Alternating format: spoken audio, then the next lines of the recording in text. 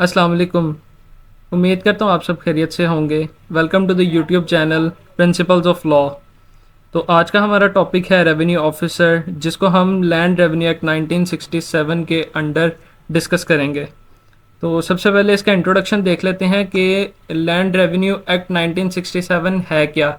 ये बेसिकली जितने जो मामलात हैं लैंड रेवेन्यू के पाकिस्तान के अंदर, उनसे जो सारे लॉज रिलेट करते हैं लैंड रेवेन्यू एक्ट उनसे डील करता है। और जो रेवेन्यू ऑफिसर है ये भी एक मैटर लैंड रेवेन्यू एक्ट का ही है।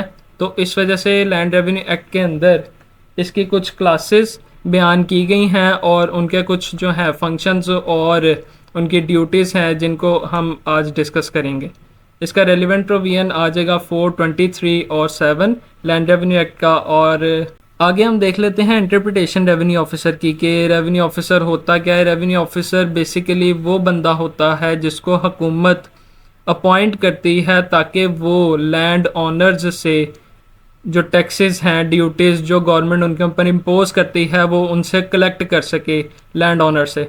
आगे डेफिनेशन हम अगर इसके डिस्कस करें तो सेक्शन 423 जो है वो कहता है कि रेवेन्यू ऑफिसर से मुराद वो रेवेन्यू ऑफिसर जिसके पास ये इख्तियार हो इस एक्ट के तहत कि वो किसी भी रेवेन्यू ऑफिसर के जो फंक्शंस हैं उनको डिस्चार्ज कर सके। आगे हम इनकी क्लासेस देख लेते हैं। क्लासेस रेवेन्यू एक्ट के अंदर पहले बोर्ड ऑफ रेवेन्यू होता है, फिर कमिश्नर, फिर कलेक्टर, फिर असिस्टेंट कलेक्टर फर्स्ट ग्रेड और फिर असिस्टेंट कलेक्टर सेकंड ग्रेड और लास्ट पे तहसीलदार होता है।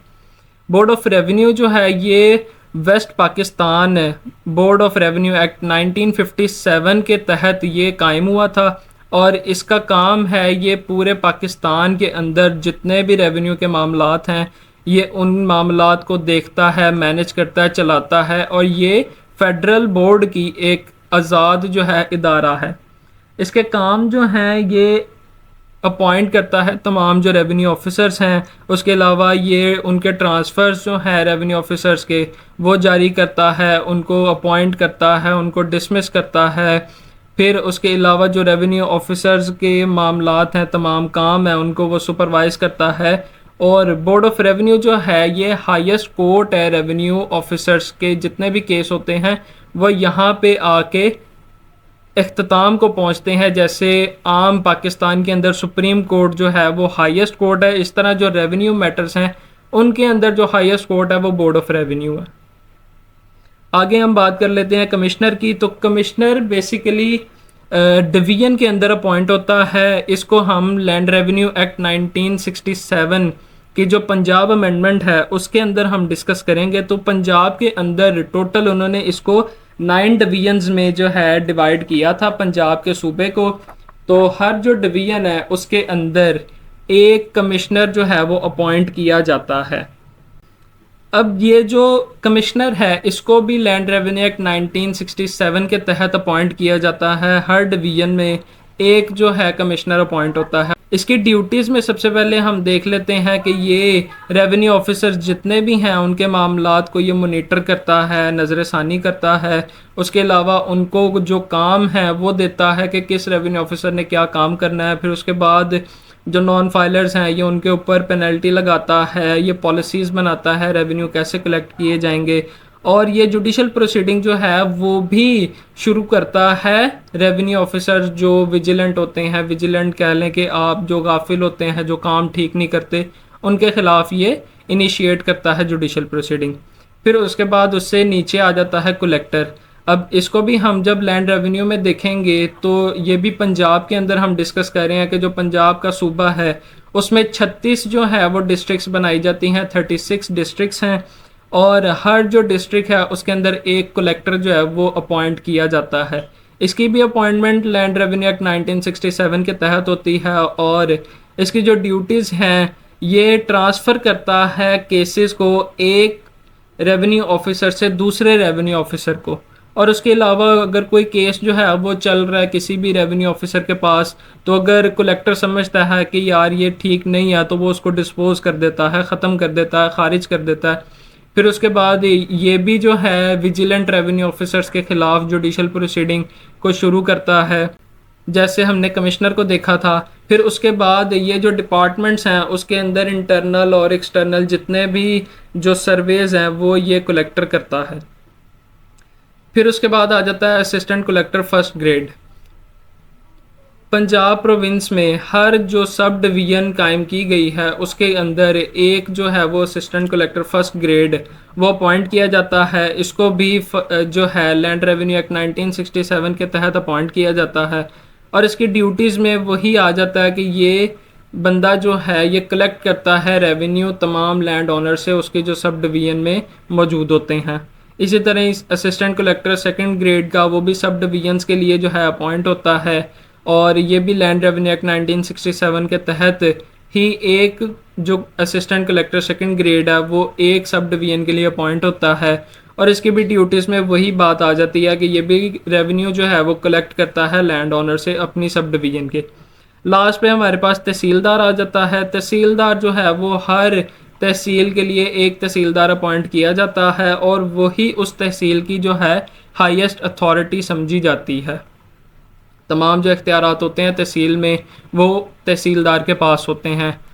अब 1967 का जो लैंड रेवेन्यू एक्ट है तहसीलदार उसके अकॉर्डिंग ही अपॉइंट होता है और इसकी ड्यूटीज़ क्या हैं, ये सिर्फ हदायत के ऊपर काम करता है जो असिस्टेंट कलेक्टर फर्स्ट ग्रेड और सेकंड ग्रेड उसको देते हैं और इसके कामों में शामिल है कि ये रेवेन्यू कलेक्ट करता है तमाम लैंड ओनर से जो उसकी तहसील में आ जाते हैं।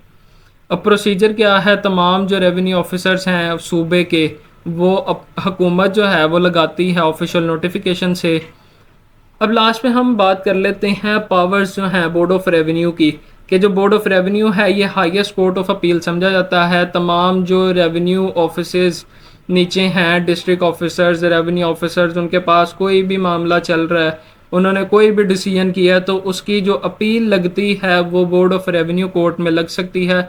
जैसे हम अगर दूसरी तरफ बात करें तो सिविल कोर्ट की अपील या सेशन कोर्ट की वो हाई कोर्ट जाती है, फिर हाई कोर्ट के बाद सुप्रीम कोर्ट में जाती है, सुप्रीम कोर्ट जो है वो हाईएस्ट कोर्ट होती है। इसी तरह ही नीचे जितने भी रेवेन्यू ऑफिसर्स के जो डिसीजंस होते हैं उनकी अपील जो है वो बोर्ड ऑफ रेवेन्यू सुनता है, क्योंकि बोर्ड ऑफ रेवेन्यू जो है वो हाईएस्ट कोर्ट ऑफ अपील है।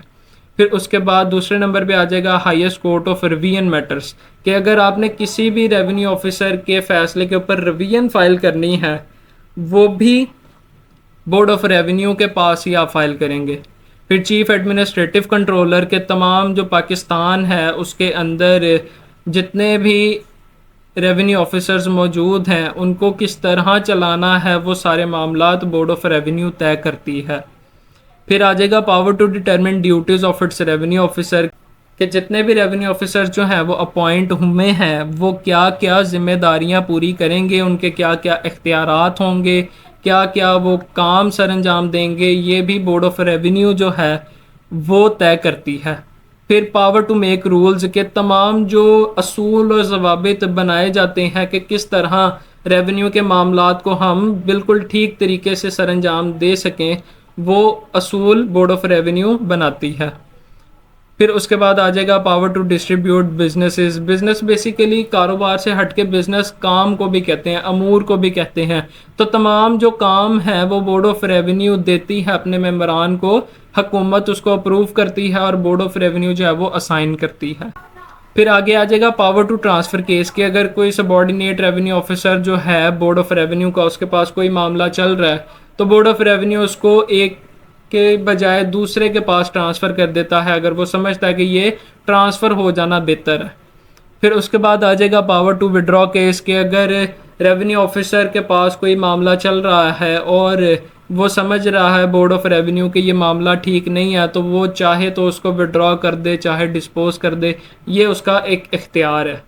फिर कन्फर्मेंट ऑफ पावर आ जाएगा कि बोर्ड ऑफ रेवेन्यू जो है वो रेवेन्यू ऑफिसर्स को इख्तियारात जो है वो देता है।